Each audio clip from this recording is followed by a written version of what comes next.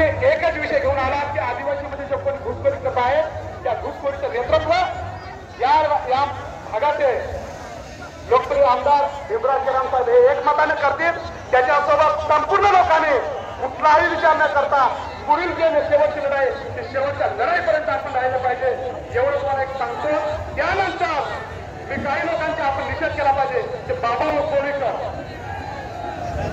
बंजारा आरक्षण द्यावं त्याचा काय निषेध करण्यात येईल तो सांगण्यात होता यांना आरक्षण द्या त्याचाही काही विचार. आणि राष्ट्रवादी काँग्रेस पक्षाचे 2 खासदार एक मदन सोनवणे काल पत्र दिला. त्याच्यानंतर ज्या पक्षात काम करतो निलेश लंके त्या दोघांचाही जाहीर निषेध ज्या माणसाने आदिवासीच्या विरोधात पत्र दिले त्या सगळ्या लोकांचा जाहीर निषेध करतो. आणि याच्यानंतर असे पत्र दिले काम करत असेल फक्त आंदोलन तेव्हा याला मुंबईतही काढतो याला दिल्लीमध्ये काढतो याही नक्की दाखवतो. फक्त आपण सगळे गेम म्हणतो आपल्याला लढा कायम लढायचा आहे पण सर्वांना पुन्हा एकदा जय बिरसा जय आदिवासी. धन्यवाद.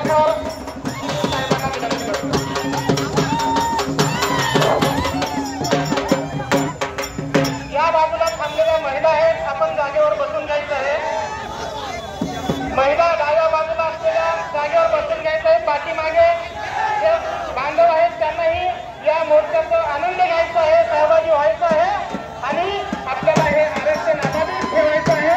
जय बिरसा जय बिरसा डॉक्टर बाबासाहेब आंबेडकरांचे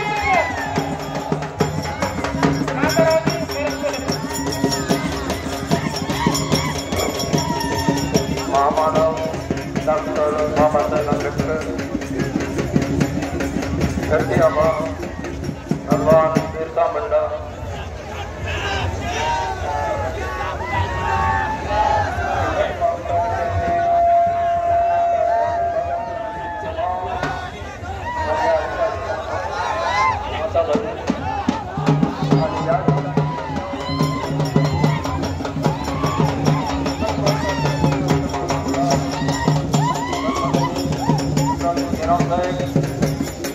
आणि आमचे ज्येष्ठ बंधू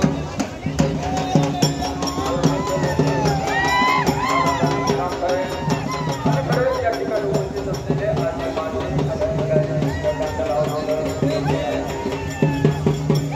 तर बघतो आता बरेच तरुण मंडळी या ठिकाणी आपल्याला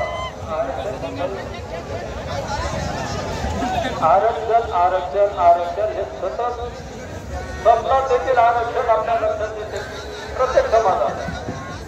आणि आदिवासी समाजाच्या बाबतीत आरक्षण का मागतात या समाजामध्ये आम्हाला समाविष्ट करा का म्हणतात इतर समाजामध्ये का नाही इतर योजना का मागत नाही आरक्षण का मागत हे सर्व शासनाला मागत असताना ज्या ज्या वेळेस आदिवासींचा प्रश्न निर्माण होतो जेव्हा आपण लक्षात घ्यायला पाहिजे प्राप्त झाला परत आपण आरक्षणाचा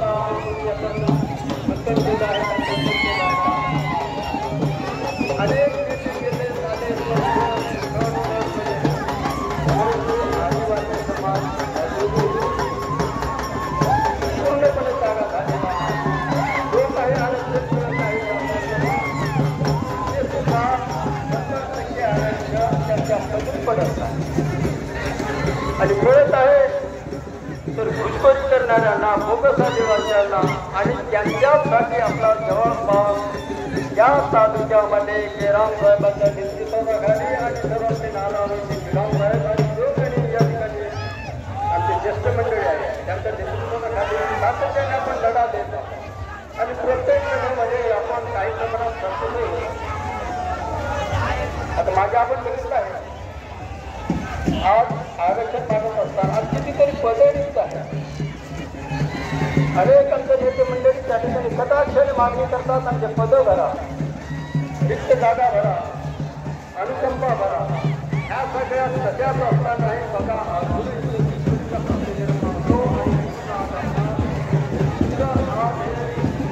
वातावरण शेतकऱ्यासाठी बरोबर नाही. आपण हवामान झालेलो आहोत त्या परिस्थितीत आपण जेव्हा आपली ही जाणीव शक्ती असंच कायम राहावं. आपण आरक्षणाची मागणी आरक्षण बचाव करण्यासाठी आपण सातत्याने आपण काम जर शिकून आलो तर आरक्षण कोणत्या समाजच काय त्यांच्या बापालाही मिळणार नाही हे तुम्हाला कळलं. आपण समाजाची आपल्या नेत्याची एकनिष्ठ असायला पाहिजे आणि आपलं कर्तव्य सातत्याने आपण पार पडू. आरक्षण टिकाव करण्याकरता सातत्याने आपण हात मिळून काम करू. एवढीच या ठिकाणी बोलून माझी समिती 2 शब्द बनवलो. धन्यवाद. जय हिंद.